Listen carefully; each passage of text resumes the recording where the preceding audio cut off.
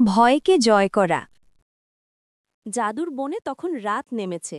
আকাশে থালের মতো বড় চাঁদ, আর বন জুড়ে নীলচে মায়াবী আলো।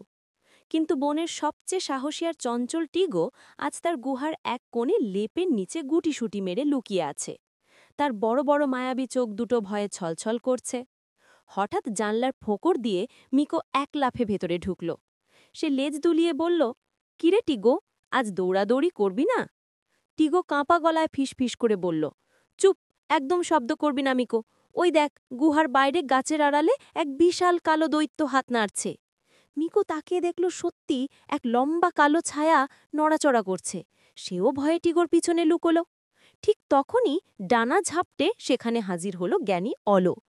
টিগোর ভয় দেখে সে মুচকি হাসল, গম্ভীর গলায় বলল, বাচ্চারা, সাহস মানে শুধু গায়ের জোর নয়, সাহস হলো বুদ্ধি দিয়ে ভয়কে জয় করা। অলো জানলার কাছে গিয়ে শীষ দিল। সাথে সাথে এক ঝাঁক উজ্জ্বল জোনাকি উড়ে গিয়ে ওই কালো দৈত্যের ওপর বসল।